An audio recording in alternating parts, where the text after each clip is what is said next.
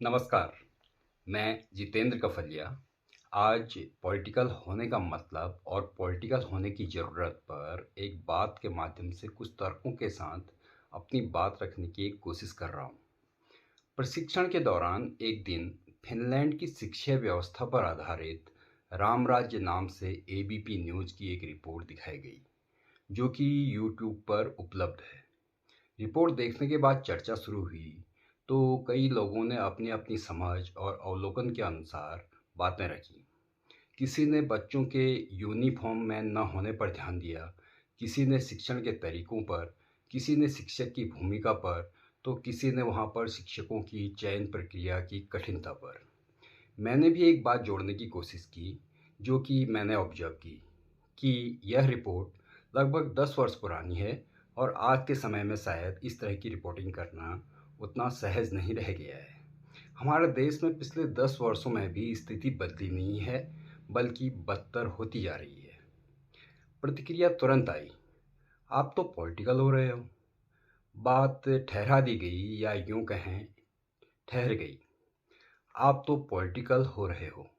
यह एक साधारण सी टिप्पणी लग सकती है, लेकिन यह समाज में उस व्यापक मानसिकता की एक झलक देती है जिसमें पॉलिटिकल होना एक तरह का आरोप बन गया है। जैसे राजनीति कोई ऐसा क्षेत्र हो जिससे दूरी बनाकर ही व्यक्ति स्वयं को सुरक्षित या संतुलित रख सकता है, और पॉलिटिकल बातें करना सिर्फ राजनीति से जुड़े किसी विशेष वर्ग का ही काम निर्धारित हो।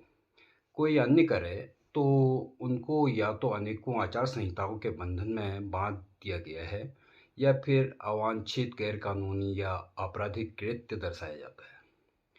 जिस प्रकार जाति व्यवस्था में भेदभाव झेलने वाले लोगों को अपनी स्थिति पर सवाल उठाने और तर्क करने से हतोत्साहित करने के लिए सामाजिक षड्यंत्र रचे गए थे, जिससे वे धीरे धीरे उन भेदभावों को अपनी नियति मानने लगे, उसी प्रकार राजनीतिक मुद्दों पर भी ऐसी धारणाएं, मान्यताएं, राजनीतिक षड्यंत्र रचे गए हैं जो लोगों को उन मुद्दों पर प्रश्न करने, तर्क करने और चर्चा करने से रोकती हैं, जो उन्हीं की रोज़मर्रा की ज़िंदगी से जुड़े रहते हैं। जबकि इस प्रकार की चर्चाएं शैक्षिक जागरूकता बढ़ाने के औजार होने चाहिए थे।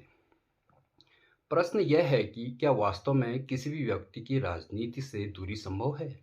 यह मान लेना कि राजनीति केवल चुनाव, रैलियों, झंडों या संसद के गलियारों तक सीमित होकर मात्र कुछ विशेष लोगों का ही काम है, और मात्र किसी राजनीतिक पार्टी का समर्थक या विरोधी होना ही राजनीतिक हो जाना है, यह लोकतंत्र का सबसे खतरनाक और आत्मघाती भ्रम है। सच तो यह है कि जन्म से लेकर मृत्यु तक हमारी हर बुनियादी ज़रूरत किसी न किसी मंत्रालय की फाइल, किसी नीति या किसी सत्ता निर्णय की मोहताज है। सुबह की चाय से लेकर रात की दवा तक, बच्चों की कॉपी पेंसिल से लेकर धर्म और भगवान के नाम पर होने वाले आयोजनों तक, सब कुछ जब राजनीति ही तय कर रही है, तो मैं राजनीति से दूर हूँ कहना दरअसल उस व्यवस्था को अनदेखा करना या अपनी मौन स्वीकृति देना है, जिनका असर सीधे हमारे जीवन पर पड़ता है और जो हमारे बिना हमारे ही भाग्य का फैसला कर रही हूँ। जनप्रतिनिधि चुनने के लिए उंगली पर नीली स्याही का निशान लगा लेना मात्र राजनीतिक भागीदारी नहीं है। असली भागीदारी तब शुरू होती है जब हम यह समझने लगें कि हमारी खामोशी सिर्फ तटस्थता नहीं, बल्कि गलत के साथ एक अनकही सहभागिता है। जबकि मुख्य जिम्मेदारी ही उंगली पर स्याही लगने के बाद शुरू होती है, समझने की, प्रश्न करने की, आवश्यक हो तो असहमत दर्ज करने की।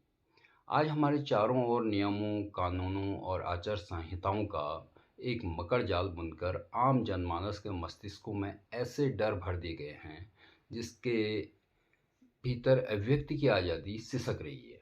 सवाल उठाना अब संदेह के घेरे में है, और असहमति जताना देशद्रोह के करीब खड़ा कर दिया गया है। ऐसे समय में पॉलिटिकल होना कोई शौक नहीं, बल्कि नागरिक आत्मरक्षा का एक अनिवार्य साधन है। राजनीति से दूरी बनाना दरअसल सत्ता को बिना किसी जवाबदेही के स्वीकार कर लेना है। राजनीतिक होने का अर्थ सिर्फ किसी पार्टी का झंडा उठाना नहीं, बल्कि अपने अधिकारों की रक्षा के लिए न्यूनतम कदम उठाना भी है। जब तक नागरिक सवाल करना नहीं सीखेंगे, तब तक नियम कानून सुरक्षा के बजाय उन्हें नियंत्रित करने के औजार बने रहेंगे। भारतीय समाज में राजनीतिक दृष्टिकोण के आधार पर 4 स्पष्ट श्रेणियां दिखाई देती हैं। पहली श्रेणी उन लोगों की है जो किसी दल विशेष के प्रति अटूट निष्ठा रखते हैं। इनकी भक्ति का स्तर इतना ऊंचा होता है कि वे किसी भी तर्क या यथार्थ को अपने कुतर्कों से कुचलने में माहिर होते हैं। इनके लिए पार्टी का हित राष्ट्रहित के ऊपर हो जाता है। दोनों के बीच फर्क को समझने में अक्षम होकर अपने अहंकार की रक्षा में सामुदायिक कल्याण या राष्ट्रहित इनको दिखाई ही नहीं देता है।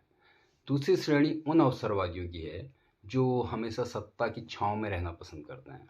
ये किसी विचारधारा के सगे नहीं होते।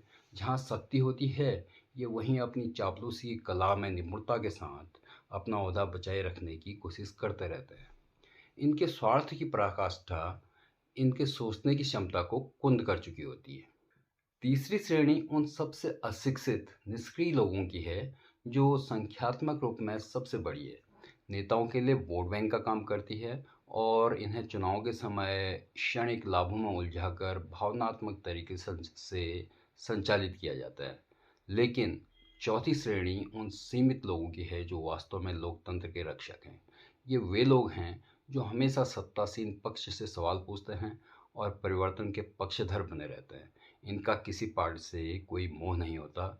इनका सरोकार सिर्फ जवाबदेही से होता है। यह चौथा वर्ग असुविधाजनक जरूर लगता है लेकिन लोकतंत्र की असली सांस इन्हीं से चलती है। विचार करने की बात है कि कौन किस वर्ग का हिस्सा है।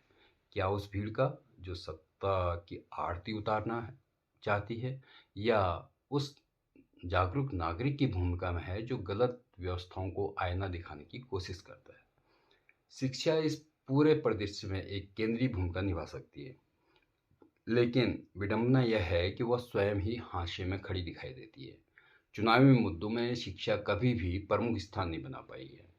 मंदिर मस्जिद के मुद्दों पर सड़कों पर उतरने वाली भीड़ स्कूलों की बदहाली पर खामोश रहती है। इसका सीधा मतलब है कि जनता के लिए शिक्षा का मुद्दा वोट देने का अधिकार नहीं है, अर्थात जनता ही शिक्षा की कोई राजनीतिक कीमत तय नहीं कर पाई है और राजनीति इसी चुप्पी को समझकर अपनी दूसरी प्राथमिकताएं तय करती है।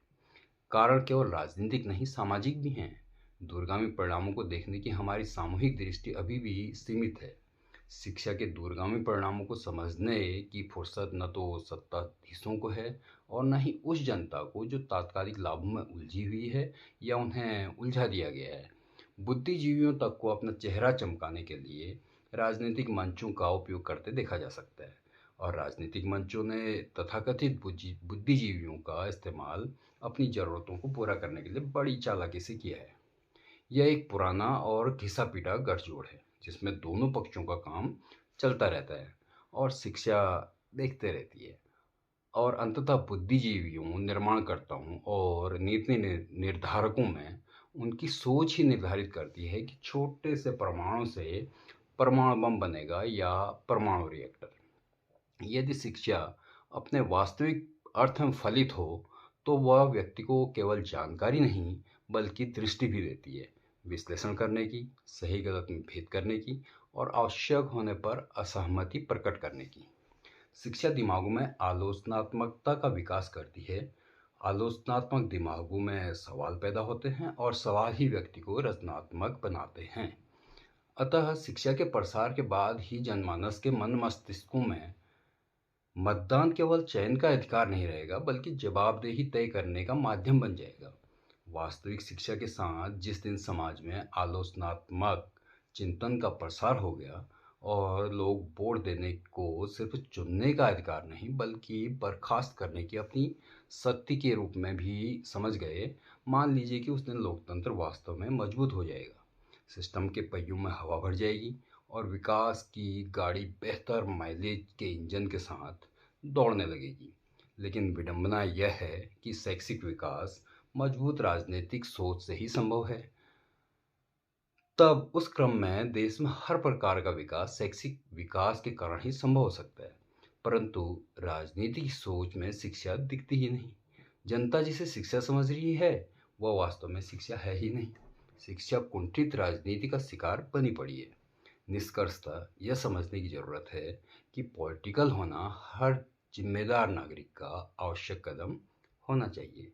धन्यवाद।